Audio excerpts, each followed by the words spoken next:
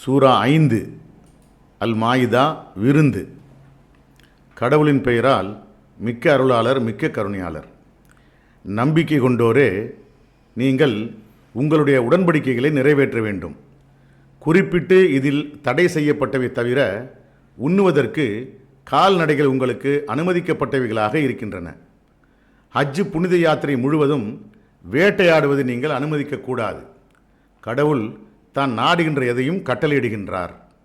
நம்பிக்கை கொண்டோரே, கடவுளால் விதிக்கப்பட்ட சடங்குகளையோ அன்றி புனித மாதங்களையோ அன்றி பலியிடப்பட இருக்கின்ற பிராணிகளையோ அன்றி அவற்றை அடையாளம் காட்டுகின்ற மாலைகளையோ அன்றி தங்களுடைய இரட்சகரிடமிருந்து அருட்கொடைகள் மற்றும் அங்கீகாரத்தை தேடி புனித புண்ணிய ஸ்தலத்தை காபா நோக்கி செல்கின்ற மக்களையோ சீர்கெடுக்காதீர்கள். நீங்கள் புனித யாத்திரையை நிறைவு செய்தவுடன் நீங்கள் வேட்டையாடலாம். புனித மஸ்ஜிதிற்கு செல்வதிலிருந்து முன்னொரு சமயம் உங்களை தடுத்த மக்களிடம் நீங்கள் கொண்டிருக்கின்ற வெறுப்பினால் தூண்டப்பட்டவர்களாகி வலுச்சண்டையில் ஈடுபடாதீர்கள். நன்னெறி மற்றும் பயபக்தியான விஷயங்களில் நீங்கள் ஒத்துழைத்து கொள்ள வேண்டும். பாவமாக மற்றும் தீமையாக இருக்கின்ற விஷயங்களில் ஒத்துழைக்காதீர்கள். நீங்கள் கடவுளை கவனத்தில் கொள்ள வேண்டும்.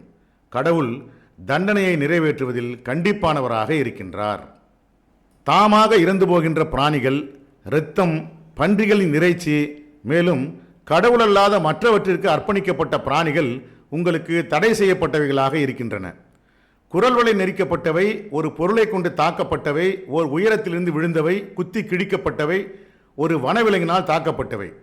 அது இறப்பதற்கு முன்னர் உங்களுடைய பிராணியை நீங்கள் காப்பாற்றாவிடில், மேலும் பலிபீடங்களின் மீது பலியிடப்பட்ட பிராணிகள் ஆகியவை தாமாக இருக்கின்ற பிராணிகளில் உட்பட்டவைகளாகும். கூடுதலாக ஓர் அதிர்ஷ்ட விளையாட்டின் மூலம் இறைச்சியை பங்கிடுவதும் தடை செய்யப்பட்டதாக இருக்கின்றது. இது ஓர் அருவருப்பான செயலாக இருக்கின்றது. இன்றைய தினம் நம்ப மறுக்கின்றவர்கள் உங்களுடைய மார்க்கத்தை முற்றிலுமாக அழிப்பது குறித்து நம்பிக்கை இழந்து விட்டார்கள். அவர்களுக்கு அஞ்சாதீர்கள், பதிலாக எனக்கே அஞ்சுங்கள்.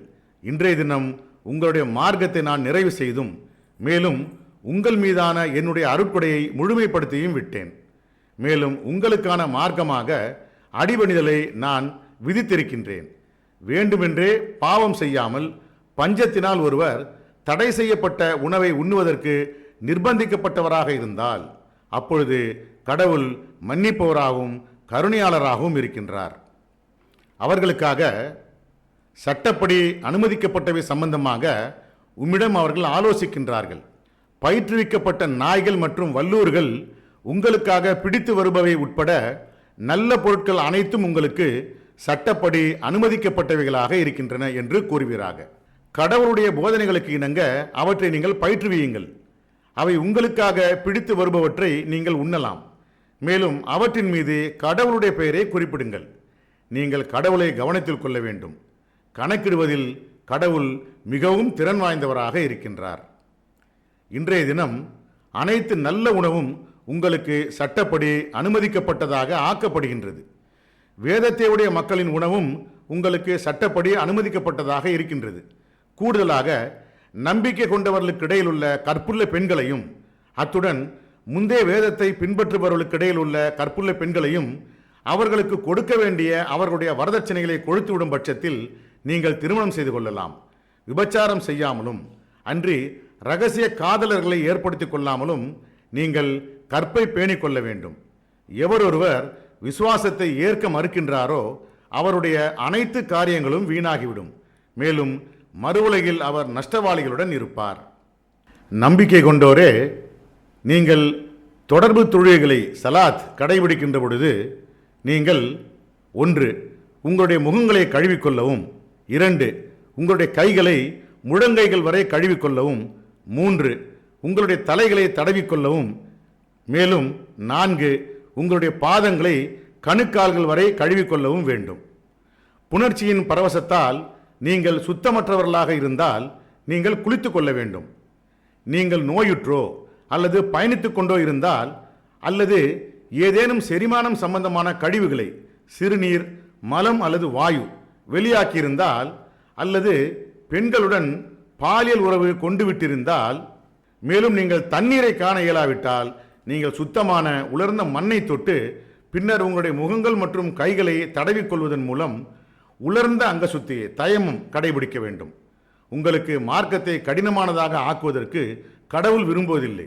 நீங்கள் நன்றி செலுத்துகின்றவர்களாக இருக்கும் பொருட்டு உங்களை தூய்மைப்படுத்துவதற்கும் மேலும் உங்கள் மீதான தன்னுடைய அருட்கொடையை முழுமைப்படுத்துவதற்குமே அவர் விரும்புகின்றார். உங்கள் மீதான கடவுளுடைய அருட்கொடையையும் மேலும் உங்களுடன் அவர் உடன்படிக்கை செய்து கொண்ட அவருடைய உடன்படிக்கையையும் நினைவில் கொள்வீர்களாக. நீங்கள் நாங்கள் கேட்கின்றோம் மேலும் நாங்கள் கீழ்ப்படுகின்றோம் என்று கூறினீர்கள். நீங்கள் கடவுளை கவனத்தில் கொள்ள வேண்டும். கடவுள் ஆழ்மனதின் எண்ணங்களையும் பற்றி முற்றிலும் அறிந்தவராக இருக்கின்றார். நம்பிக்கை கொண்டோரே, நீங்கள் சாட்சிகளாக பணியாற்றுகின்ற பொழுது நீங்கள் முற்றிலும் நியாயமாக இருக்கவும் மேலும் கடவுளை கவனத்தில் கொள்ளவும் வேண்டும். மக்களில் சிலருடனான உங்களுடைய மோதல்களால் அநீதி இழைப்பதற்கு தூண்டப்பட்டவர்களாக இருக்காதீர்கள். நீங்கள் முற்றிலும் நியாயமாக இருக்க வேண்டும்.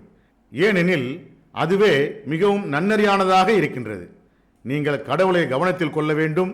நீங்கள் செய்கின்ற அனைத்தையும் பற்றி கடவுள் முற்றிலும் நன்கறிந்தவராக இருக்கின்றார். எவர்கள் நம்பிக்கை கொண்டு மேலும் நன்னறியானதொரு வாழ்வு நடத்துகின்றார்களோ அவர்களுக்கு மன்னிப்பு மற்றும் ஒரு மகத்தான பிரதிபலனை கடவுள் வாக்களிக்கின்றார். எவர்கள் நம்ப மறுத்து மேலும் நம்முடைய வெளிப்பாடுகளை ஏற்க மறுக்கின்றார்களோ அவர்களை பொறுத்தவரை அவர்கள் நரகவாசிகளாக இருக்கின்றார்கள். நம்பிக்கை கொண்டோரே, உங்கள் மீதான கடவுளுடைய அருட்கொடைகளை நினைவில் கொள்வீர்களாக. சில மனிதர்கள் உங்களுக்கு எதிராக வலுச்சண்டை செய்வதற்கு தங்களுடைய கைகளை நீட்டிய பொழுது அவர் உங்களை பாதுகாத்தார். மேலும் அவர்களுடைய கைகளை தடுத்து நிறுத்தினார். நீங்கள் கடவுளை கவனத்தில் கொள்ள வேண்டும். நம்பிக்கை கொண்டவர்கள் கடவுளின் மீதே உறுதியான நம்பிக்கை வைக்க வேண்டும். கடவுள் இஸ்ரவேலின் சந்ததியினரிடமிருந்து ஓர் உடன்படிக்கையை எடுத்திருந்தார். மேலும் அவர்களுக்கிடையில் 12 குலத்தலைவர்களை நாம் எழுப்பினோம். மேலும் கடவுள், நீங்கள் தொடர்பு தொழில்களை சலாத் கடைபிடித்து கடமையான தர்மத்தை ஜக்காத் கொடுத்து மேலும் என்னுடைய தூதர்களின் மீது நம்பிக்கை கொண்டு அவர்களை கண்ணியப்படுத்தி மேலும் நன்னறியின் ஒரு கடனை கடவுளுக்கு தொடர்ந்து கடனளிக்கின்ற காலம் வரையிலும் நான் உங்களுடன் இருக்கின்றேன். நான் பின்னர் உங்களுடைய பாவங்களை மன்னிப்பேன். மேலும் ஓடிக்கொண்டிருக்கும் நீரோடைகளை கொண்ட தோட்டங்களுக்குள் உங்களை அனுமதிப்பேன். இதன் பின்னர் நம்ப மறுக்கின்ற எவர் ஒருவரும் உண்மையில் சரியான பாதையிலிருந்து வழிதவறி சென்று விட்டார் என்று கூறினார். நாம் அவர்களை தண்டித்ததும் மேலும் நாம் அவர்களுடைய இதயங்களை கடினமாகிவிடும்படி செய்ததும் அவர்களுடைய உடன்படிக்கை மீறலின் ஒரு பின்விளைவாக இருந்தது. அதன் விளைவாக அவர்கள் வார்த்தைகளை அவற்றின் சூழ்நிலைகளுக்கு அப்பாற்பட்டு எடுத்துக்கொண்டார்கள். மேலும் அவர்களுக்கு கொடுக்கப்பட்ட கட்டளைகளில் சிலவற்றை புறக்கணித்தார்கள். அவர்களில் ஒரு சிலரை தவிர அவர்களிடமிருந்து துரோகத்தை நீங்கள் தொடர்ந்து காண்பீர்கள். நீங்கள் அவர்களை பிழை பொறுக்கவும் மேலும் அவர்களை புறக்கணித்து விடவும் வேண்டும். எவர்கள் இரக்கமுடையவர்களாக இருக்கின்றார்களோ அவர்களை கடவுள் நேசிக்கின்றார். தவிர எவர்கள் நாங்கள் கிறிஸ்தவர்களாக இருக்கின்றோம் என்று கூறினார்களோ அவர்களிடமிருந்தும் அவர்களுடைய உடன்படிக்கையை நாம் எடுத்தோம். ஆனால் அவர்களுக்கு கொடுக்கப்பட்ட சில கட்டளைகளை அவர்கள் புறக்கணித்தார்கள். அதன் விளைவாக மீண்டும் உயிர்ப்பித்து எழுப்பப்படும் நாள் வரையிலும் அவர்களுக்கிடையில் விரோதம் மற்றும் வெறுப்பை கொண்டு நாம் அவர்களை தண்டித்தோம். பின்னர் அவர்கள் செய்திருந்த அனைத்தையும் பற்றி கடவுள் அவர்களுக்கு தெரிவிப்பார். வேதத்தையுடைய மக்களே, வேதத்தில் நீங்கள் மறைத்திருக்கின்ற ஏராளமான விஷயங்களை உங்களுக்கு அறிவிப்பதற்கும் மேலும் நீங்கள் செய்திருக்கின்ற மற்ற ஏராளமான வரம்பு மீறல்களை மன்னிப்பதற்கும் நம்முடைய தூதர் உங்களிடம் வந்திருக்கின்றார். கடவுளிடமிருந்து உங்களுக்கு ஒரு வழிகாட்டி மேலும் ஒரு ஆழ்ந்த வேதம் வந்திருக்கின்றது. அதை கொண்டு கடவுள் எவர்கள் அவருடைய அங்கீகாரத்தை தேடுகின்றார்களோ அவர்களை வழிநடத்துகின்றார். அவர்களை அமைதியின் பாதைகளுக்கு அவர் வழிநடத்துகின்றார். தன்னுடைய அனுமதியின்படி அவர்களை இருளிலிருந்து வெளியேற்றி ஒளியினுள் வழிநடத்துகின்றார். மேலும் அவர்களை ஒரு நேரான பாதையின் மீது வழிநடத்துகின்றார். எவர்கள் மேரியின் மகன் மெசையாவை கடவுள் என்று கூறுகின்றார்களோ அவர்கள் உண்மையில் நம்ப மறுக்கின்றவர்களாகவே இருக்கின்றார்கள். மேரியின் மகன் மெசையா மற்றும் அவருடைய தாயார் மேலும் பூமியின் மீதுள்ள அனைவரையும் முற்றிலுமாக அழிப்பதற்கு கடவுள் நாடிவிட்டால் அவரை எதிர்க்க எவரால் இயலும் என்று கூறுகிறாங்க. வானங்கள் மற்றும் பூமி மேலும் அவற்றுக்கு இடையிலுள்ள அனைத்தின் ஆட்சி அதிகாரமும் கடவுளுக்கே உரியது. தான் நாடுகின்றது எதுவாயினும் அதை அவர் படைக்கின்றார். கடவுள் சர்வசக்தி உடையவராக இருக்கின்றார். யூதர்கள் மற்றும் கிறிஸ்தவர்கள் நாங்கள் கடவுளுடைய பிள்ளைகளாகவும் மேலும் அவருடைய அன்பிற்குரியவர்களாகவும் இருக்கின்றோம் என்று கூறினார்கள். பின்னர் உங்களுடைய பாவங்களுக்காக அவர் உங்களை ஏன் தண்டிக்கின்றார்? அவர் படைத்த மற்ற மனிதர்களைப் போன்ற மனிதர்களாகத்தான் நீங்கள் இருக்கின்றீர்கள் என்று கூறுகிறார்கள். தான் நாடுகின்ற எவர் ஒருவரையும் அவர் மன்னிக்கின்றார். மேலும் தான் நாடுகின்ற எவர் ஒருவரையும் தண்டிக்கின்றார். வானங்கள் மற்றும் பூமி மேலும் அவற்றிற்கு இடையிலுள்ள அனைத்தின் ஆட்சி அதிகாரமும் கடவுளுக்கே உரியது. மேலும் இறுதி விதி அவரிடமே இருக்கின்றது. வேதத்தை உடைய மக்களே, போதனை செய்பவர் அல்லது அச்சமூட்டி எச்சரிக்கை செய்பவர் எவரையும் நாங்கள் பெறவில்லை என்று நீங்கள் கூறாதிருக்கும் பொருட்டு தூதர்கள் இல்லாத ஒரு காலகட்டத்திற்கு பிறகு விஷயங்களை உங்களுக்கு விளக்குவதற்கு நம்முடைய தூதர் உங்களிடம் வந்திருக்கின்றார். ஒரு போதனை செய்பவர் மற்றும் அச்சமூட்டி எச்சரிக்கை செய்பவர் இப்பொழுது உங்களிடம் வந்திருக்கின்றார். கடவுள் சர்வசக்தி உடையவராக இருக்கின்றார். மோசஸ் தன்னுடைய சமூகத்தாரிடம் கூறியதை நினைவு கூறுவீர்களாக. என்னுடைய சமூகத்தாரே, உங்கள் மீதான கடவுளுடைய அருட்கொடைகளை நினைவில் கொள்வீர்களாக. உங்களுக்கிடையிலிருந்து வேதம் வழங்கப்பட்டவர்களை அவர் நியமித்தார். உங்களை அரசர்களாக்கினார். மேலும் வேறு எந்த மக்களுக்கும் ஒருபோதும் வழங்கியிராதவற்றை உங்களுக்கு அவர் வழங்கினார். என்னுடைய சமூகத்தாரே, கடவுள் உங்களுக்காக விதித்திருக்கின்ற புனித தேசத்திற்குள் நுழையுங்கள். மேலும் நீங்கள் நஷ்டவாளிகளாக ஆகிவிடாதிருக்கும் பொருட்டு கலகம் செய்யாதீர்கள். அவர்கள், மோசஸே, சக்தி வாய்ந்த மக்கள் அதற்குள் இருக்கின்றார்கள். மேலும் அவர்கள் அதை விட்டு வெளியேறாதவரை நாங்கள் அதற்குள் நுழைய மாட்டோம். அவர்கள் வெளியேறினால் நாங்கள் நுழைகின்றோம் என்று கூறினார்கள். பயபக்தி உடையவர்களாகவும் மேலும் கடவுளால் அருள்பாலிக்கப்பட்டவர்களாகவும் இருந்த 2 மனிதர்கள், வாயிலில் மட்டும் நுழைந்து விடுங்கள். நீங்கள் மட்டும் அதில் நுழைந்து விட்டால் நிச்சயமாக நீங்கள் வெற்றி அடைவீர்கள். நீங்கள் நம்பிக்கை கொண்டவர்களாக இருந்தால் கடவுளின் மீதே நீங்கள் உறுதியான நம்பிக்கை வைக்க வேண்டும் என்று கூறினார்கள். அவர்கள், மோசஸே, அவர்கள் அதற்குள் இருக்கின்ற காலம் வரையிலும் நாங்கள் ஒருபோதும் அதற்குள் நுழைய மாட்டோம். ஆகையால் செல்லுங்கள், நீரும் உம்முடைய இரட்சகரும், மேலும் சண்டையிடுங்கள். நாங்கள் இங்கேயே உட்கார்ந்திருக்கின்றோம் என்று கூறினார்கள். அவர், என்னுடைய இரட்சகரே, என்னையும் மேலும் என்னுடைய சகோதரரையும் மட்டுமே நான் கட்டுப்படுத்த இயலும். ஆகையால் இந்த தீய மக்களுடனான சகவாசத்தை விட்டு பிரிந்து செல்வதற்கு எங்களை அனுமதிப்பீராக என்று கூறினார். அவர், இப்பொழுதிலிருந்து அவர்களுக்கு அது 40 வருடங்களுக்கு தடை செய்யப்பட்டிருக்கின்றது. இடைப்பட்ட காலத்தில் அவர்கள் குறிக்கோளின்றி பூமியில் சுற்றித் திரிவார்கள். இத்தகைய தீய மக்களுக்காக துக்கப்படாதீர் என்று கூறினார். ஆதாமுடைய 2 மகன்களின் உண்மையான சரித்திரத்தை அவர்களுக்கு எடுத்துரைப்பீராக. அவர்கள் ஒரு நேர்த்திக்கடனை செய்தார்கள். மேலும் அவர்களில் ஒருவரிடமிருந்து அது ஏற்றுக்கொள்ளப்பட்டது, ஆனால் மற்றவரிடமிருந்து இல்லை. அவன், நான் நிச்சயமாக உன்னை கொன்று விடுவேன் என்று கூறினான். அவர் கூறினார், கடவுள் நன்னெறியாளர்களிடமிருந்து மட்டுமே ஏற்றுக்கொள்கின்றார். என்னை கொல்வதற்கு நீ உன்னுடைய கரத்தை நீட்டினாலும் உன்னை கொல்வதற்கு நான் என்னுடைய கரத்தை நீட்டுகின்றவன் அல்ல. ஏனெனில் பிரபஞ்சத்தின் இரட்சகராகிய கடவுளிடம் நான் பயபக்தியுடன் இருக்கின்றேன். என்னுடைய பாவம் மேலும் உன்னுடைய பாவத்தை நான் அல்ல நீயே சுமப்பதற்கும் பின்னர் நீ நரகத்தில் வசிப்பவருடன் சேர்ந்து விடுவதற்கும் நான் விரும்புகின்றேன். வரம்பு மீறுகின்றவர்களுக்கான கைமாறு இத்தகையதாக இருக்கின்றது. அவனுடைய அகந்தை அவனுடைய சகோதரரை கொல்வதற்கு அவனை தூண்டியது. அவன் அவரை கொன்றான், மேலும் நஷ்டவாளிகளுடன் சேர்ந்து விட்டான். கடவுள் பின்னர் அவனுடைய சகோதரரின் பிணத்தை எவ்வாறு புதைப்பது என்று அவனுக்கு கற்றுக் கொடுப்பதற்காக மண்ணை சுரண்டுவதற்கு ஓர் அண்டங்காக்கை அனுப்பினார். அவன், எனக்கு கேடுதான், நான் இந்த அண்டங்காக்கை போல் புத்திசாலியாக இருந்து என் சகோதரருடைய சடலத்தை அடக்கம் செய்வதற்கு தவறிவிட்டேன் என்று கூறினான். அவன் குற்றம் உணர்ந்ததால் ஏற்பட்ட வருத்தம் நிறைந்தவனாக ஆனான்.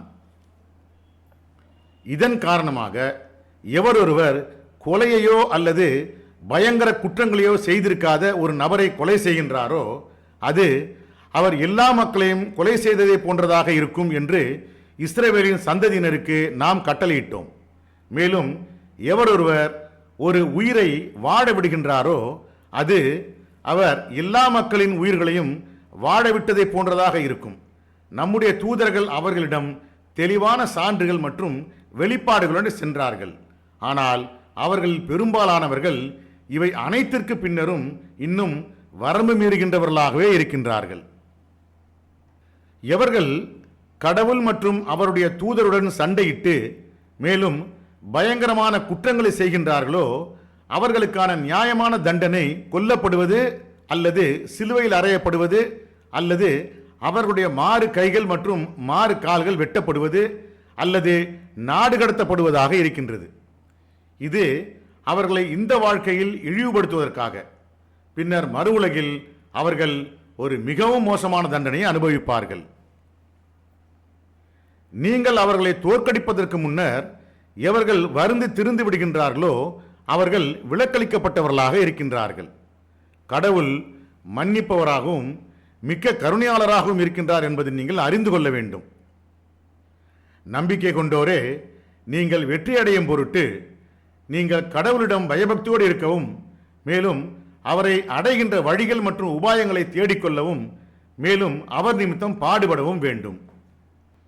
நிச்சயமாக எவர்கள் நம்ப மறுத்தார்களோ அவர்கள் பூமியின் மீதுள்ள அனைத்தையும் இன்னும் அதை போல் 2 மடங்கை சொந்தமாக கொண்டிருந்தாலும் கூட மேலும் மீண்டும் உயிர்ப்பித்து எழுப்பப்படும் நாள் அன்று தண்டனையிலிருந்து தங்களை விடுவித்துக் கொள்வதற்கு அதை மீட்புத் தொகையாக கொடுத்தாலும் அவர்களிடமிருந்து அது ஏற்றுக்கொள்ளப்பட மாட்டாது. அவர்கள் வலி நிறைந்த ஒரு தண்டனையை அடைந்து விட்டார்கள். அவர்கள் நரகத்தை விட்டு வெளியேறுவதற்கு விரும்புவார்கள். ஆனால் அந்தோ அவர்கள் அதிலிருந்து ஒருபோதும் வெளியேற இயலாது. அவர்களுடைய தண்டனை நிரந்தரமானதாக இருக்கின்றது. திருடர் ஆணோ அல்லது பெண்ணோ அவர்களுடைய குற்றத்திற்கான ஒரு தண்டனையாகவும் மேலும் கடவுளிடமிருந்து ஒரு முன்மாதிரியாக பணியாற்றுவதற்காகவும் அவர்களுடைய கரங்களில் நீங்கள் அடையாளமிட வேண்டும். கடவுள் சர்வ வல்லமையுடையவராகவும் ஞானமிக்கவராகவும் இருக்கின்றார். ஒருவர் இந்த குற்றத்தை செய்துவிட்ட பின்னர் வருந்தி திருந்தி மேலும் சீர்திருந்திக் கொண்டால் கடவுள் அவரை மீட்டுக் கொள்கின்றார். கடவுள் மன்னிப்பவராகவும் மிக்க கருணையாளராகவும் இருக்கின்றார். வானங்கள் மற்றும் பூமியின் ஆட்சி அதிகாரத்தை கடவுள் கொண்டிருக்கின்றார் என்பது உங்களுக்கு தெரியாதா? தான் நாடுகின்ற எவர் ஒருவரையும் அவர் தண்டிக்கின்றார். மேலும் தான் நாடுகின்ற எவர் ஒருவரையும் மன்னிக்கின்றார். கடவுள் சர்வ சக்தி உடையவராக இருக்கின்றார். தூதரே, எவர்கள் அவர்களுடைய இதயங்கள் நம்பிக்கை கொள்ளாத அதே சமயம் தங்களுடைய வாய்களை கொண்டு நாங்கள் நம்பிக்கை கொள்கின்றோம் என்று கூறுகின்றார்களோ அவர்களுக்கிடையில் எவர்கள் நம்ப மறுப்பதற்கு விரைந்து செல்கின்றார்களோ அவர்களால் நீ துக்கமடையாதிருப்பீராக. யூதர்களுக்கிடையில் சிலர் பொய்களுக்கு செவிசாய்த்தார்கள். அவர்கள் உம்மை ஒருபோதும் சந்தித்திராத மக்களுக்கும் மேலும் சூழ்நிலைக்கு மாற்றமாக வார்த்தைகளை சிதைத்து விட்டவர்களுக்கும் செவிசாய்த்தார்கள். பின்னர் இது உங்களுக்கு கொடுக்கப்பட்டால் அதை ஏற்றுக்கொள்ளுங்கள், ஆனால் வேறு ஏதாவது உங்களுக்கு கொடுக்கப்பட்டால் எச்சரிக்கையுடன் இருந்து கொள்ளுங்கள் என்று கூறினார்கள். எவர் ஒருவரை கடவுள் வேறு வழியில் திருப்புவதற்கு நாடுகின்றாரோ அவருக்கு உதவுவதற்கு கடவுளுக்கு எதிராக எந்த ஒன்றையும் செய்ய உம்மால் இயலாது. கடவுள் அவர்களுடைய இதயங்களை தூய்மைப்படுத்துவதற்கு விரும்புவதில்லை. இந்த உலகத்தில் அவர்கள் இழிவிற்குள்ளாகிவிட்டார்கள். மேலும் மறு உலகில் அவர்கள் ஒரு பயங்கரமான தண்டனையை அனுபவிப்பார்கள். அவர்கள் பொய்களை விடாப்பிடியாக பின்பற்றுகின்றவர்களாகவும் மேலும் சட்டவிரோதமான சம்பாத்தியங்களை உண்ணுகின்றவர்களாகவும் இருக்கின்றார்கள். அவர்களுக்கிடையில் தீர்ப்பளிப்பதற்கு உம்மிடம் அவர்கள் வந்தால் நீர் அவர்களுக்கிடையில் தீர்ப்பளிக்கலாம் அல்லது அவர்களை நீர் புறக்கணிக்கலாம். நீர் அவர்களை புறக்கணிப்பதை தேர்ந்தெடுத்தால் அவர்களால் உமக்கு சிறிதளவும் தீங்கிழைக்க இயலாது. ஆனால் அவர்களுக்கிடையில் நீர் தீர்ப்பளித்தால் நீர் நியாயமாக தீர்ப்பளிக்க வேண்டும். எவர்கள் நியாயமானவர்களாக இருக்கின்றார்களோ அவர்களை கடவுள் நேசிக்கின்றார். கடவுளுடைய சட்டங்களை கொண்டிருக்கின்ற தோரா அவர்களிடம் இருந்தும், மேலும் அதை புறக்கணிப்பதை அவர்கள் தேர்ந்தெடுத்து விட்ட பொழுது அவர்கள் ஏன் அவர்களுக்கிடையில் தீர்ப்பளிப்பதற்கு உண்மை கேட்கின்றார்கள்? அவர்கள் நம்பிக்கை கொண்டவர்கள் அல்ல. நாம் வழிகாட்டுதல் மற்றும் ஒளியை கொண்ட தோராவை இறக்கி அனுப்பியிருக்கின்றோம். அதற்கு இணங்க யூத வேதம் வழங்கப்பட்டவர்களும் அவ்வாறே மத குருமார்கள் மற்றும் பாதிரியார்களும் கடவுளுடைய வேதத்தில் அவர்களுக்கு உத்தரவிட்டிருந்தபடியும் மேலும் அவர்களால் பார்க்கப்பட்டதன்படியும் தீர்ப்பளிப்பவர்களாக இருந்தார்கள். ஆகையால் மனிதர்களிடம் பயபக்தியுடன் இருக்காதீர்கள், பதிலாக என்னிடமே பயபக்தியுடன் இருக்க வேண்டும். மேலும் மலிவான ஒரு விலைக்காக என்னுடைய வெளிப்பாடுகளை வியாபாரம் செய்து விடாதீர்கள். எவர்கள் கடவுளுடைய வெளிப்பாடுகளுக்கு இணங்க தீர்ப்பளிப்பதில்லையோ அவர்களே நம்ப மறுக்கின்றவர்களாக இருக்கின்றார்கள். மேலும் அதில் உயிருக்கு உயிர், கண்ணுக்கு கண், மூக்கிற்கு மூக்கு, காதுக்கு காது, பல்லுக்கு பல், மேலும் எந்த காயத்திற்கும் அதற்கு சமமான ஒரு காயம் என்று நாம் அவர்களுக்கு கட்டளையிட்டோம். ஒருவர் தனக்கு உரியதை தர்மமாக விட்டு கொடுத்தால் அது அவருடைய பாவங்களுக்கு பரிகாரமாக ஆகும். எவர்கள் கடவுளுடைய வெளிப்பாடுகளுக்கு இணங்க தீர்ப்பளிப்பதில்லையோ அவர்களே அநியாயக்காரர்களாக இருக்கின்றார்கள். அவர்களைத் தொடர்ந்து நாம் மேரியின் மகனாகிய இயேசுவை முந்தைய வேதமான தோராவை உறுதிப்படுத்துகின்றவராக அனுப்பினோம். நாம் அவருக்கு வழிகாட்டுதல் மற்றும் ஒளியை கொண்ட மேலும் முந்தைய வேதங்களையும் தோராவையும் உறுதிப்படுத்துகின்ற, மேலும் அதனுடைய வழிகாட்டுதல் மற்றும் ஒளியை அதிகப்படுத்துகின்ற, மேலும் நன்னறியாளர்களுக்கு அறிவூட்டுகின்ற சுவிசேஷத்தை கொடுத்தோம்.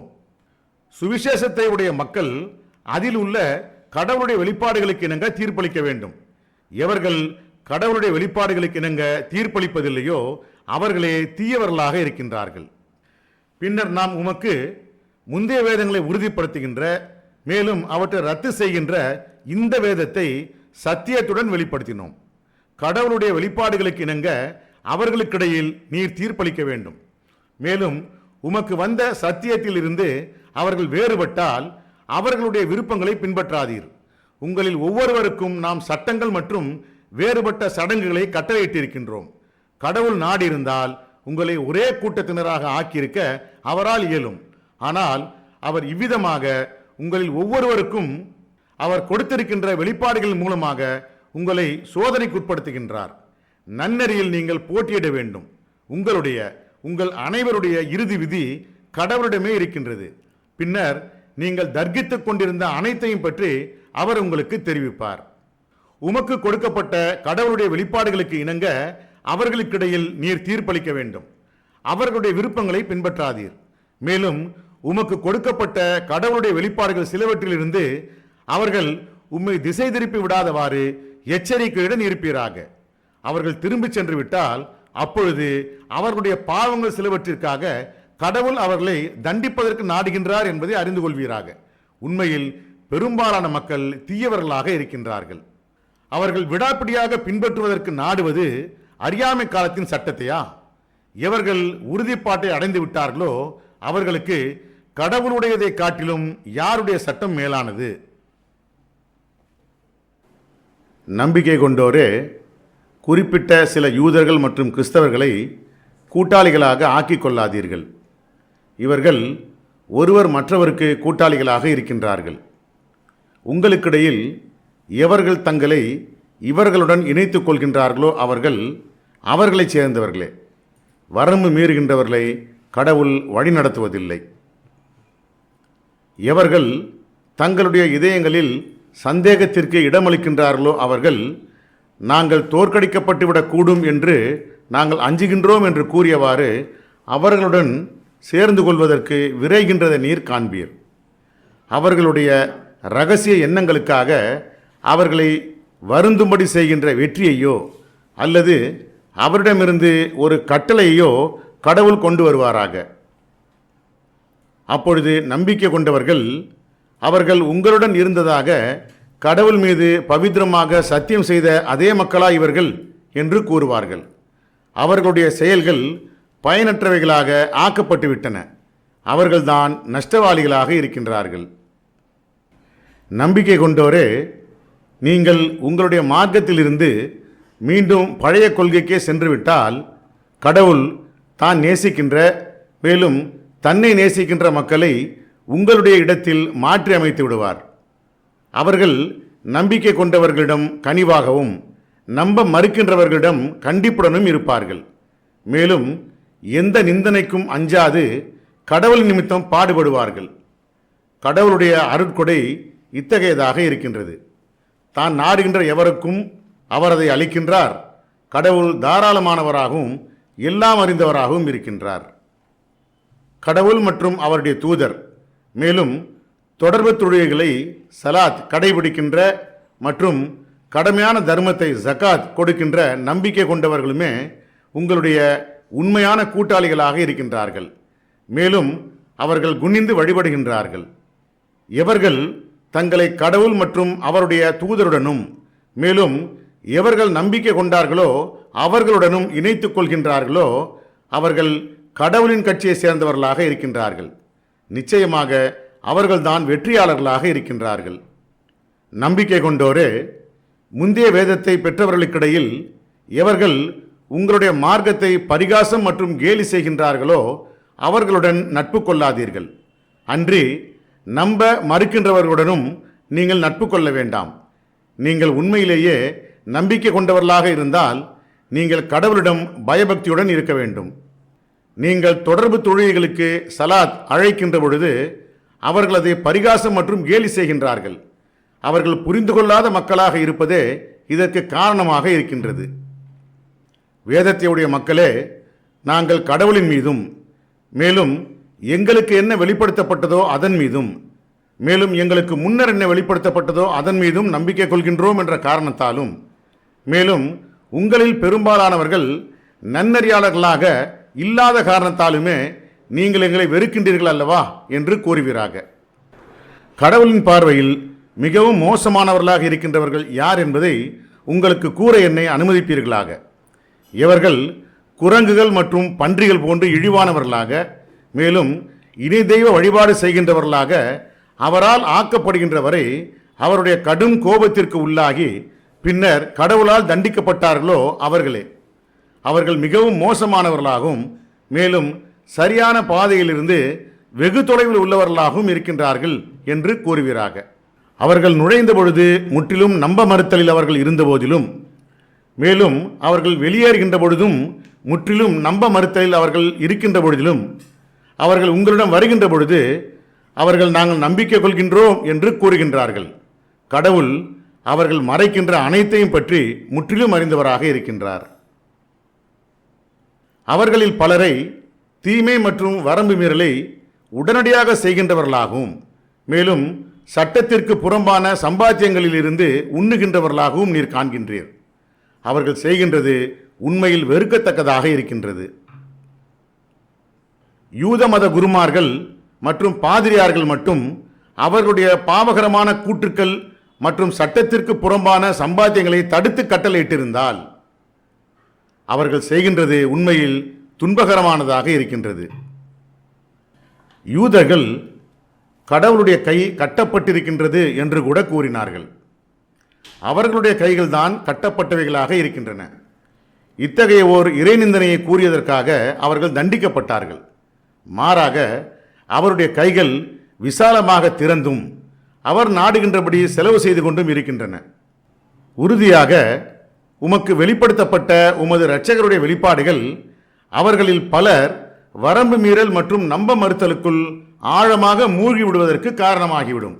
அதன் விளைவாக மீண்டும் உயிர்ப்பித்து எழுப்பப்படும் நாள் வரை அவர்களுக்கிடையில் கடும் பகை மற்றும் வெறுப்பிற்கு அவர்களை நாம் உள்ளாக்கி இருக்கின்றோம்.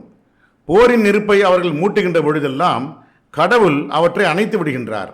அவர்கள் தீயவர்களாக பூமியில் சுற்றித் திரிகின்றார்கள். மேலும் கடவுள் தீமை செய்கின்றவர்களை வெறுக்கின்றார். வேதத்தையுடைய மக்கள் மட்டும் நம்பிக்கை கொண்டு மேலும் நன்னறியானதொரு வாழ்வு நடத்தினால் அப்பொழுது அவர்களுடைய பாவங்களை நாம் மன்னிப்போம். மேலும் அவர்களை பேரானந்தமயமான தோட்டங்களுக்குள் அனுமதிப்போம். அவர்கள் மட்டும் தோரா மற்றும் சுவிசேஷத்தையும் மேலும் அவர்களுடைய இரட்சகரிடமிருந்து அவர்களுக்கு இதில் என்ன இறக்கி அனுப்பப்பட்டதோ அதையும் உறுதியாக பின்பற்றினால் அவர்களுக்கு மேலிருந்தும் மேலும் அவர்களுடைய பாதங்களுக்கு கீழிருந்தும் அவர்கள் அருட்கொடைகளால் பொழியப்படுவார்கள். அவர்களில் சிலர் நன்னறியாளர்களாக இருக்கின்றார்கள், ஆனால் அவர்களில் பலர் தீமை செய்கின்றவர்களாகவே இருக்கின்றார்கள். தூதரே, உம்முடைய இரட்சகரிடமிருந்து உமக்கு என்ன வெளிப்படுத்தப்பட்டதோ அதை ஒப்படைத்து விடுவீராக. நீர் செய்யாதவரை அவருடைய செய்தியை நீர் ஒப்படைத்து விடவில்லை. மேலும் மக்களிடமிருந்து கடவுள் உம்மை பாதுகாப்பார். கடவுள் நம்ப மறுக்கின்ற மக்களை வழிநடத்துவதில்லை. வேதத்தை உடைய மக்களே, நீங்கள் தோரா மற்றும் சுவிசேஷத்தையும் மேலும் உங்களுடைய இரட்சகரிடமிருந்து உங்களுக்கு இதில் என்ன இறக்கி அனுப்பப்பட்டதோ அதையும் உறுதியாக பின்பற்றாதவரை உங்களுக்கு எந்த அடிப்படையும் இல்லை என்று கூறுவீராக. நிச்சயமாக உங்களுடைய இரட்சகரிடமிருந்து வந்த இந்த வெளிப்பாடுகள் அவர்களில் பலர் வரம்பு மீறல் மற்றும் நம்ப மறுத்தலுக்குள் ஆழமாக மூழ்கி விடுவதற்கு காரணமாகிவிடும். ஆகையால் நம்ப மறுக்கின்ற மக்களுக்காக வருத்தப்படாதீர். நிச்சயமாக நம்பிக்கை கொண்டவர்கள், யூதர்களாக இருக்கின்றவர்கள், மாறியவர்கள் மற்றும் கிறிஸ்தவர்கள், அவர்களில் எவர்கள் 1 கடவுள் மீது நம்பிக்கை கொண்டு, மேலும் 2 இறுதி நாளின் மீது நம்பிக்கை கொண்டு, மேலும் 3 நன்னறியானதொரு வாழ்வு நடத்துகின்றார்களோ அவர்கள் அஞ்சுவதற்கு ஒன்றுமில்லை, அன்றி அவர்கள் துக்கப்படவும் மாட்டார்கள். நாம் இஸ்ரவேலின் சந்ததியினரிடமிருந்து ஓர் உடன்படிக்கையை எடுத்திருக்கின்றோம். மேலும் நாம் அவர்களுக்கு தூதர்களை அனுப்பினோம். அவர்கள் விரும்பாத ஏதாவது ஒன்றுடன் ஒரு தூதர் அவர்களிடம் சென்ற பொழுதெல்லாம் அவர்களில் சிலரை அவர்கள் ஏற்க மறுத்தார்கள், மேலும் சிலரை அவர்கள் கொலை செய்தார்கள். அவர்கள் தாங்கள் சோதிக்கப்பட மாட்டோம் என்று எண்ணினார்கள்.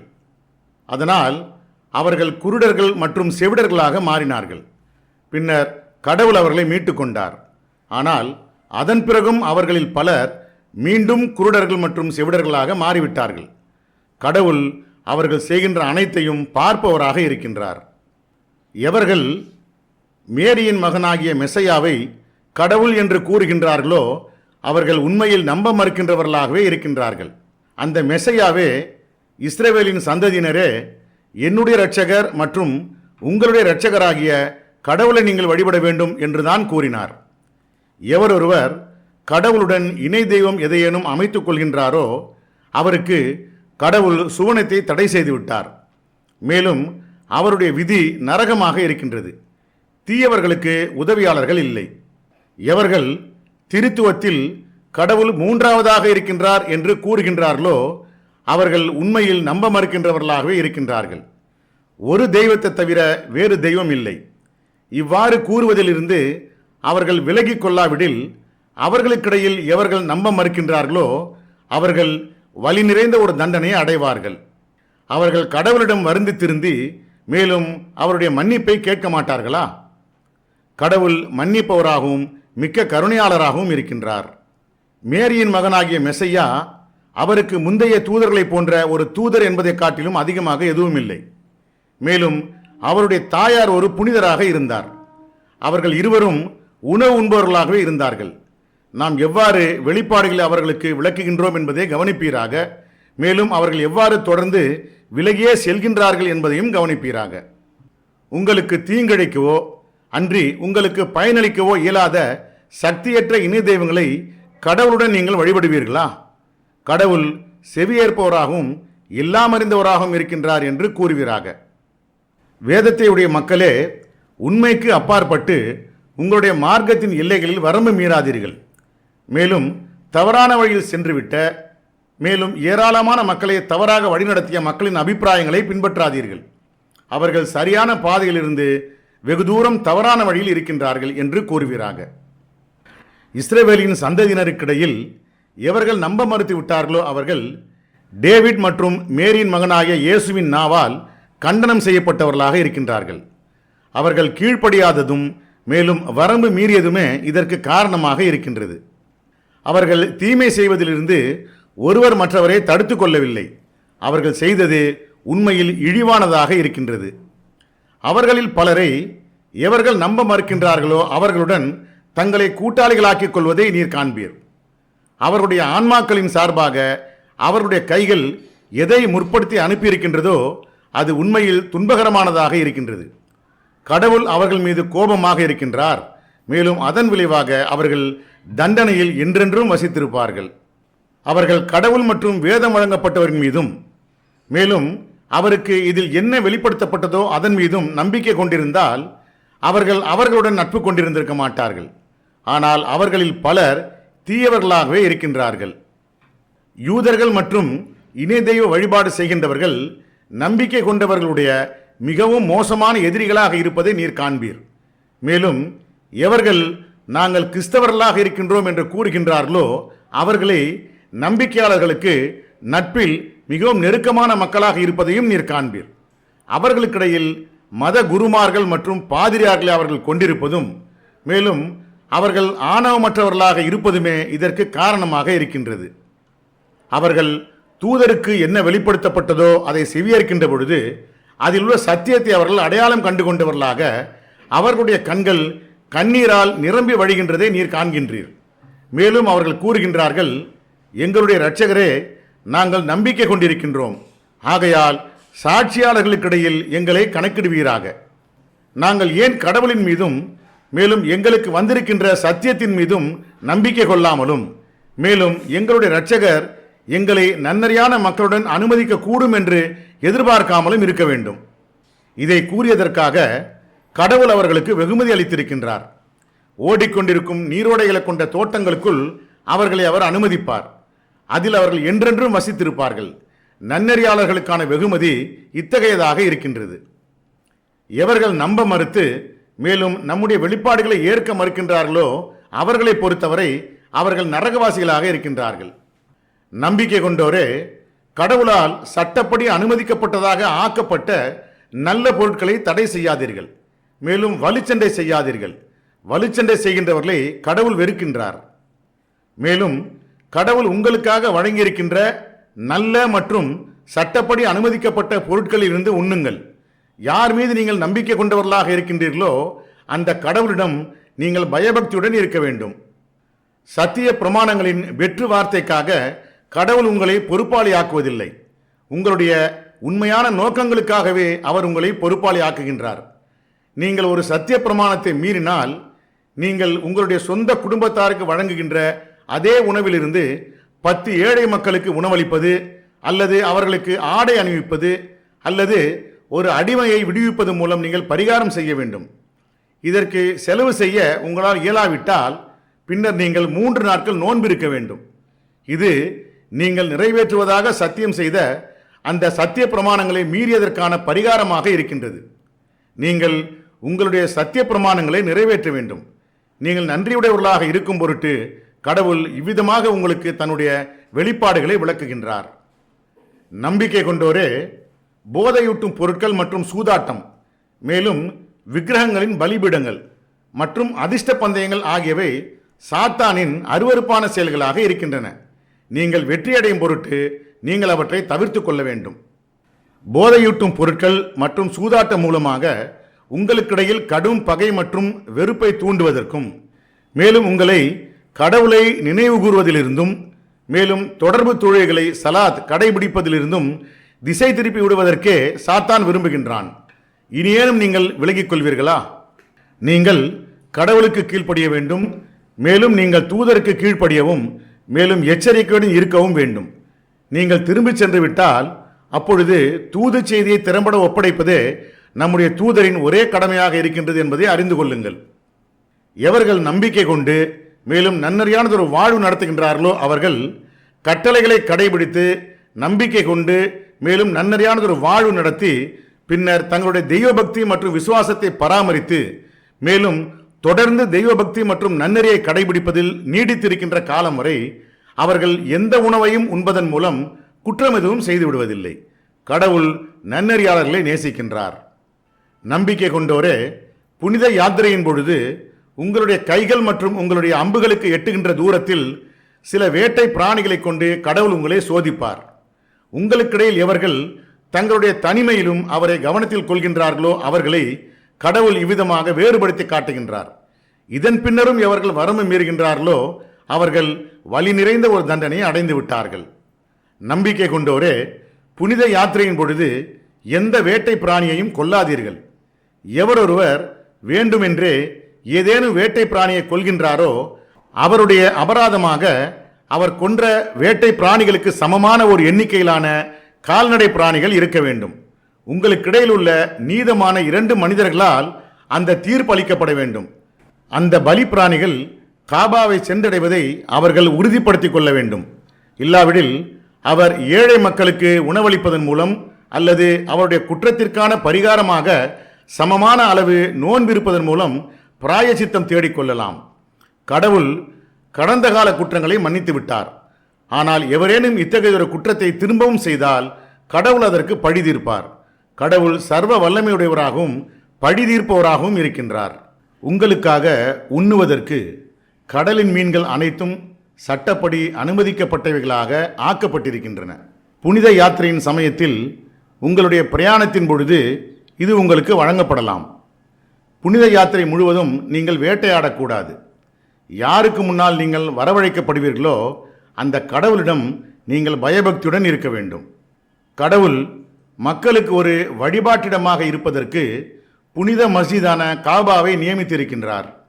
மேலும் கூடுதலாக புனித மாதங்களையும் புனித மஸ்ஜிதிற்கான பலி பிராணிகளையும் மேலும் அவற்றை அடையாளம் காட்டுகின்ற மாலைகளையும் வானங்கள் மற்றும் பூமியில் அனைத்தையும் கடவுள் அறிகின்றார் என்பதையும் மேலும் கடவுள் எல்லாம் அறிந்தவராக இருக்கின்றார் என்பதையும் நீங்கள் அறிந்து கொள்ள வேண்டும்.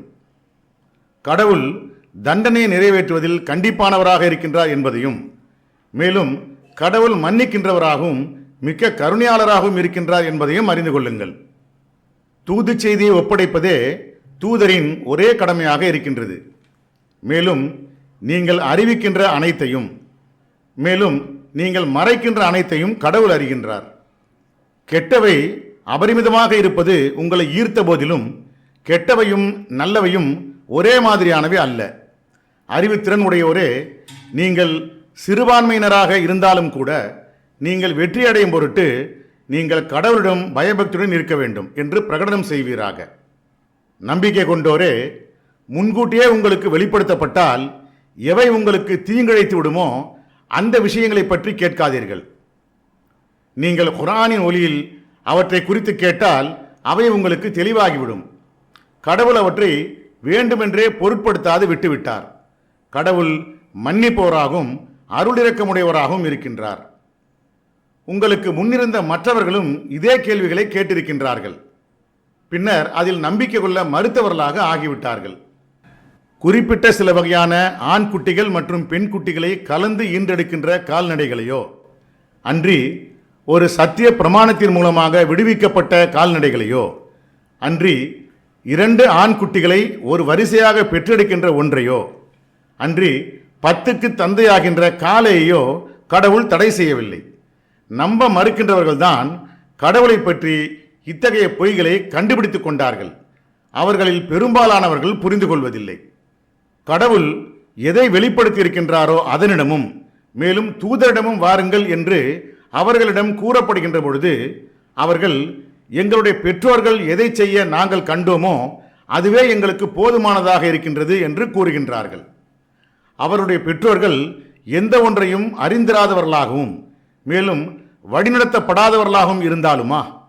நம்பிக்கை கொண்டோரே, நீங்கள் உங்களுடைய சொந்த கழுத்துக்களை பற்றி மட்டுமே கவலைப்பட வேண்டும். மற்றவர்கள் தவறான வழியில் சென்றாலும் நீங்கள் வழிநடத்தப்பட்டவர்களாக இருக்கின்ற வரை அவர்களால் உங்களுக்கு தீங்கிழைக்க இயலாது. உங்கள் அனைவருடைய இறுதி விதி கடவுளிடமே இருக்கின்றது. பின்னர் நீங்கள் செய்திருந்த அனைத்தையும் பற்றி அவர் உங்களுக்கு தெரிவிப்பார். நம்பிக்கை கொண்டோரே, உங்களில் ஒருவர் மரணித்துக் கொண்டிருக்கின்ற பொழுது ஓர் உயிருக்கு சாட்சி அளிப்பது உங்களுக்கு இடையில் உள்ள 2 நீதமான மனிதர்களால் செய்யப்பட வேண்டும். நீங்கள் பிரயாணத்தில் இருந்தால் அப்பொழுது சாட்சி அளிப்பதை வேறு இருவர் செய்து கொள்ளலாம். உங்களுடைய சந்தேகங்களை நிவர்த்தி செய்வதற்காக தொடர்பு தொழுகையை சலாத் கடைபிடித்த பின்னர் அந்த சாட்சிகள் உயில் எழுதியவர் எங்களுக்கு உறவாக இருந்தாலும் கூட நாங்கள் இதை சுய லாபங்களை அடைவதற்காக பயன்படுத்த மாட்டோம், அன்றி நாங்கள் கடவுளுடைய சாட்சியத்தை மறைக்கவும் மாட்டோம், அவ்வாறெனில் நாங்கள் பாவிகளாக ஆகிவிடுவோம் என்று கடவுள் மீது சத்தியம் செய்யட்டும். சாட்சிகள் பாரபட்சம் காட்டும் குற்றவாளிகளாக இருப்பது கண்டுபிடிக்கப்பட்டால் அப்பொழுது வேறு இருவரை அவர்களுடைய இடங்களை ஏற்றுக்கொள்ளும்படி கேட்டுக்கொள்ள வேண்டும். முதல் சாட்சிகளால் பாதிக்கப்பட்ட 2 நபர்களை தேர்ந்தெடுங்கள். மேலும் அவர்கள், எங்களுடைய சாட்சியம் அவர்களுடையதை காட்டிலும் உண்மை நிறைந்ததாக இருக்கின்றது, நாங்கள் பாரபட்சமாக இருக்க மாட்டோம், அவ்வாறெனில் நாங்கள் வரம்பு மீறியவர்களாக ஆகிவிடுவோம் என்று கடவுள் மீது சத்தியம் செய்யட்டும். முந்தைய சாட்சிகளைப் போன்று தங்களுடைய சத்திய பிரமாணமும் புறக்கணிக்கப்பட்டுவிடக் கூடும் என்ற அச்சத்தினால் அவர்களுடைய புறத்திலிருந்து ஒரு நாணயமான சாட்சியத்தை ஊக்குவிப்பதற்கு இது மிகவும் ஏற்றதாக இருக்கின்றது. நீங்கள் கடவுளை கவனத்தில் கொள்ளவும் மேலும் கவனமாக கேட்கவும் வேண்டும். கடவுள் தீயவர்களை வழிநடத்துவதில்லை. கடவுள் தூதர்களை வரவழைத்து மேலும் அவர்களிடம் உங்களுக்கான மறுமொழி எவ்வாறு இருந்தது என்று கேட்கின்ற அந்த நாள் வரும்.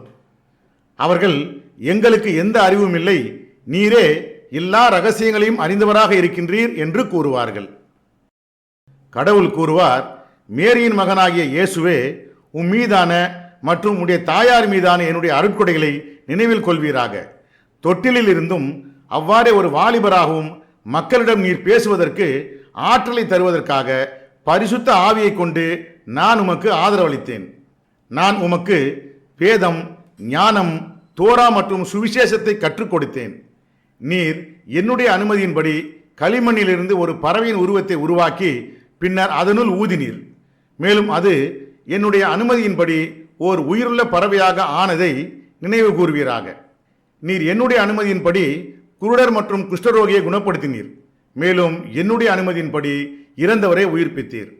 ஆழ்ந்த அற்புதங்களை நீர் அவர்களுக்கு காட்டியிருந்த போதிலும் உமக்கு தீங்கிழைப்பதற்கு விரும்பிய இஸ்ரவேலின் சந்ததியினரிடமிருந்து உம்மை நான் பாதுகாத்ததை நினைவு கூறுவீராக. அவர்களுக்கிடையில் இருந்த நம்ப மறுப்பவர்கள், இது தெளிவான மாயாஜாலமாக இருக்கின்றது என்று கூறினார்கள். நான் சீடர்களுக்கு, நீங்கள் என் மீதும் மேலும் என்னுடைய தூதர் மீதும் நம்பிக்கை கொள்ள வேண்டும் என்ற உள்ளுணர்வு அளித்ததை நினைவு கூறுவீராக. அவர்கள், நாங்கள் நம்பிக்கை கொண்டிருக்கின்றோம், மேலும் நாங்கள் அடிபணிந்தவர்களாக இருக்கின்றோம் என்று சாட்சி கூறுகின்றோம் என்று கூறினார்கள். சீடர்கள், மேரியின் மகனாகிய இயேசுவே, வானத்திலிருந்து ஒரு விருந்தை எங்களுக்கு இறக்கி அனுப்ப உம்முடைய இரட்சகரால் இயலுமா என்று கூறியதை நினைவு கூறுவீராக. அவர், நீங்கள் நம்பிக்கை கொண்டவர்களாக இருந்தால் நீங்கள் கடவுளிடம் பயபக்தியுடன் இருக்க வேண்டும் என்று கூறினார். அவர்கள், நாங்கள் அதிலிருந்து உட்கொள்வதற்கும் மேலும் எங்களுடைய இதயங்களை மறு உறுதிப்படுத்திக் கொள்வதற்கும் மேலும் நீர் எங்களிடம் சத்தியத்தை தான் கூறியிருக்கின்றீர் என்பதை உறுதியாக தெரிந்து கொள்வதற்கும் விரும்புகின்றோம். நாங்கள் அதற்கு சாட்சிகளாக பணியாற்றுவோம் என்று கூறினார்கள். மேரியின் மகனாகிய இயேசு, எங்களுடைய தெய்வமே, எங்களுடைய இரட்சகரே, எங்களுக்கு வானத்திலிருந்து ஒரு விருந்தை இறக்கி அனுப்புவீராக. அது எங்களில் ஒவ்வொருவருக்காகவும் ஏராளமானவற்றையும் மேலும் உம்மிடமிருந்து ஒரு அத்தாட்சியையும் கொண்டு வரட்டும். எங்களுக்காக வழங்குவீராக. நீரே மிகச்சிறந்த வழங்குபவராக இருக்கின்றீர் என்று கூறினார். கடவுள், நான் அதை கீழே இறக்கி அனுப்புகின்றேன். இதற்கு பின்னர் உங்களுக்கிடையில் நம்ப மறுக்கின்ற எவரொருவரையும் வேறு எவரையும் நான் ஒருபோதும் தண்டித்திராதவாறு அவரை நான் தண்டிப்பேன் என்று கூறினார். கடவுள், மேரியின் மகனாகிய இயேசுவே, நீர் மக்களிடம் என்னையும் மேலும் என்னுடைய தாயாரையும் கடவுளுடன் இணை தெய்வங்களாக ஆக்கிக் கொள்ளுங்கள் என்று கூறினீரா என்று கூறுவார். அவர் கூறுவார், நீர் துதிப்பிற்குரியவராக இருக்கின்றீர். சரியானதாக இல்லாததை நான் கூறியிருக்க இயலாது. அதை நான் கூறியிருந்தால் நீர் அதை ஏற்கனவே அறிந்திருப்பீர். நீர் என்னுடைய எண்ணங்களை அறிகின்றீர், ஆனால் உம்முடைய எண்ணங்களை நான் அறிவதில்லை. நீர் அனைத்து ரகசியங்களையும் அறிகின்றீர். எதை கூறுவதற்கு எனக்கு நீர் கட்டளையிட்டீரோ அதை மட்டுமே நான் அவர்களிடம் கூறினேன். அது என்னுடைய இரட்சகரும் மேலும் உங்களுடைய இரட்சகருமாகிய கடவுளை நீங்கள் வழிபட வேண்டும் என்பதே. அவர்களுடன் நான் வாழ்ந்த காலம் வரை அவர்களுக்கிடையில் நான் ஒரு சாட்சியாக இருந்தேன். பூமியின் மீது என்னுடைய வாழ்க்கையை நீர் முடிவடைய செய்த பொழுது நீர் அவர்கள் மீது கண்காணிப்பாளராக ஆகிவிட்டீர். நீரே எல்லாவற்றிற்கும் சாட்சியாக இருக்கின்றீர். நீர் அவர்களை தண்டித்தால் அவர்கள் உம்முடைய பிரஜைகளாக இருக்கின்றார்கள். நீர் அவர்களை மன்னித்தால் நீர் சர்வ வல்லமையுடையவராகவும் ஞானமிக்கவராகவும் இருக்கின்றீர். கடவுள், இது சத்தியவான்கள் அவர்களுடைய சத்திய தன்மையினால் காப்பாற்றப்பட இருக்கின்ற ஒரு நாளாக இருக்கின்றது என்று பிரகடனம் செய்வார். அவர்கள் ஓடிக்கொண்டிருக்கும் நீரோடைகளை கொண்ட தோட்டங்களுக்கு தகுதி அடைந்து விட்டார்கள். அதில் அவர்கள் என்றென்றும் வசித்திருப்பார்கள். கடவுள் அவர்களை கொண்டு திருப்தி அடைந்தவராக இருக்கின்றார். மேலும் அவர்கள் அவரை கொண்டு திருப்தி அடைந்தவர்களாக இருக்கின்றார்கள். இதுவே மகத்தான மாபெரும் வெற்றியாக இருக்கின்றது. வானங்கள் மற்றும் பூமி மேலும் அவற்றில் உள்ள அனைத்தின் ஆட்சி அதிகாரமும் கடவுளுக்கே உரியது. மேலும் அவர் சர்வ சக்தி உடையவராக இருக்கின்றார்.